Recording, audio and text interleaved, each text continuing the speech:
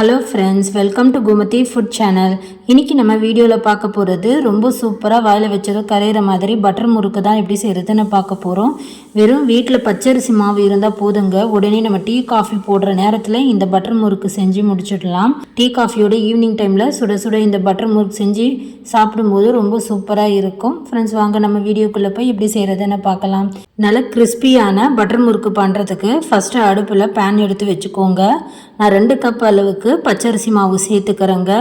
நான் வீட்டு பச்சரிசி மாவு தான் சேர்த்துருக்கேன். நீங்கள் கடை மாவு கூட சேர்த்துக்கலாம். நீங்கள் எந்த மாவு எடுத்தாலும் இது போல் மாவு வறுத்து செய்யும்போது முறுக்கு நல்லா கிறிஸ்பியாக நல்லா முறுமுறுன்னு நமக்கு டேஸ்ட்டாக கிடைக்கும். மாவு நல்லா சூடு ஏற அளவுக்கு நல்லா வறுத்துக்கோங்க. மாவு நல்லா வறுபட்டு வர வரைக்கும் கேஸ் மீடியம் ஃப்ளேம்லேயே வச்சு நல்லா வறுத்துக்கோங்க. இப்போ பாருங்கள், மாவு நம்ம நல்லா வறுத்து எடுத்தாச்சு. இந்த அளவுக்கு நல்ல மாவு வறுக்கணுங்க.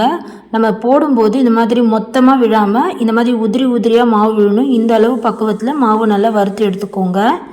கேஸ் ஆஃப் பண்ணிவிட்டு இப்போ இதை நம்ம பிளேட்டில் மாற்றி எடுத்துக்கலாம். அடுத்து நம்ம மாவு அளந்து அதே கப்பால் 1/2 கப் அளவுக்கு பொட்டுக்கடலை மிக்சி ஜாரில் சேர்த்துக்கோங்க. 2 கப்பு மாவுக்கு 1/2 கப் அளவுக்கு பொட்டுக்கடலை சேர்த்தாலே போதும். நல்லா நைஸாக அரைச்சி எடுத்ததும் நம்ம மாவு ஜலிக்கிற ஜல்லடையில் நம்ம அரைச்ச பொட்டுக்கடலை மாவு சேர்த்துட்டு இது ஒரு முறை நல்லா ஜலிச்சு எடுத்துக்கோங்க.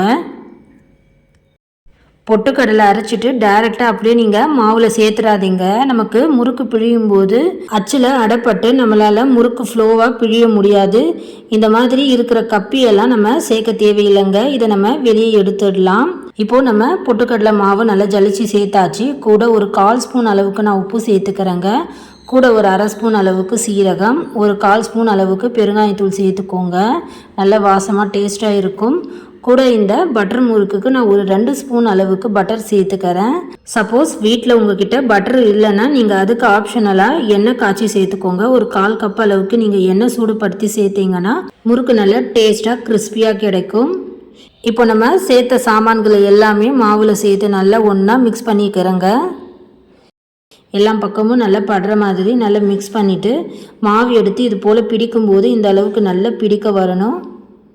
பாருங்கள், மாவு இந்த அளவு கன்சிஸ்டன்சியில் இருந்தால் தான் நம்ம போட்ட பட்டரோட அளவு கரெக்டாக இருக்குது. நம்ம எடுத்த 2 கப்புக்கு 2 ஸ்பூன் அளவுக்கு பட்டர் சேர்த்தாலே போதுங்க. இப்போ நம்ம இதில் கொஞ்சம் கொஞ்சமாக மாவில் தண்ணி சேர்த்துட்டு நல்லா சாஃப்டான பதத்துக்கு மாவு பிசைஞ்சிக்கோங்க. ரொம்ப டைட்டாக பிசைஞ்சோம்னா நம்மளால் முறுக்கு பிழிய முடியாது. சாஃப்டான பதத்துக்கு மாவு நல்லா பிசைஞ்சு எடுத்துக்கோங்க. இப்போ நம்ம முறுக்குக்கு மாவு நல்லா சாஃப்டாக பிசைஞ்சு எடுத்தாச்சு. அடுத்ததாக நம்ம ஸ்டார் முறுக்கு அச்சு சேர்த்துக்கலாங்க.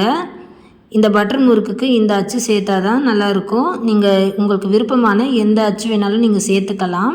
இப்போ நம்ம முறுக்கு மாவில் கொஞ்சமாக எடுத்து மாவு ஃபில் பண்ணிக்கலாம்.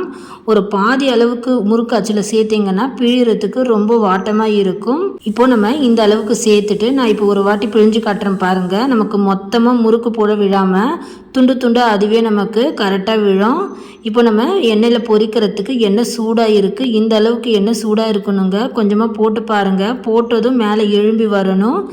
இந்த அளவுக்கு எண்ணெய் சூடாக இருக்கும்போது கேஸ் மீடியம் ஃப்ளேமில் வச்சுக்கோங்க. இப்போ நம்ம முறுக்கு எண்ணெயில் போட்டு பிழிஞ்சிக்கலாம். இது மாதிரி நம்ம விட்டு விட்டு பிழியும் போது நமக்கு அதுவே கரெக்டாக விழுந்துடும். முறுக்குக்கு நம்ம மாவு கம்பல்சரியாக நல்லா வறுத்துட்டு மாவு நல்லா சாஃப்டான பதத்துக்கு பிசைஞ்சோம்னா நமக்கு முறுக்கு சூப்பராக கிடைக்கும். கண்டிப்பாக ட்ரை பண்ணி பாருங்கள். நம்ம இந்த மாதிரி ஃப்ளோவாக ஈஸியாக முறுக்கு பிழியறதுக்கு கஷ்டம் இல்லாமல் மாவு பிழிய முடியும். அதுக்கு மாவு கொஞ்சம் சாஃப்டாகவே பிசைஞ்சு எடுத்துக்கோங்க. நம்ம எடுத்து போட தேவையில்லை. அதுவே நமக்கு கரெக்டாக கட்டை விழுந்துடும். இப்போ பாருங்கள், எண்ணெயில் அந்த சலசலப்பு தன்மை அடங்கினதும் நம்ம முறுக்கை வெளியே எடுத்துடலாம். ஜஸ்ட்டு ஒரு 2-3 நிமிஷத்துலேயே இந்த முறுக்கு சீக்கிரமாகவே வெந்துடும். பாருங்கள், இப்போ நமக்கு அந்த சலசலப்பு தன்மை ஃபுல்லாக அடங்கிடுச்சு. இப்போ நம்ம எண்ணெயிலேருந்து முறுக்கு வெளியே எடுத்துடலாம். ரொம்ப ஈஸியாக சட்டுன்னு சீக்கிரமாக செய்யக்கூடிய இந்த முறுக்கு ரெசிபி வீட்டில் அரிசி மாவு இருந்தால் கண்டிப்பாக ட்ரை பண்ணி பாருங்கள். ரொம்ப சூப்பராக டேஸ்ட்டாக இருக்கும். இதே மாதிரி மிச்சம் மீதி உள்ள மாவையும் நம்ம பிழிஞ்சு விட்டு முறுக்கு செஞ்சு எடுத்துக்கலாம்.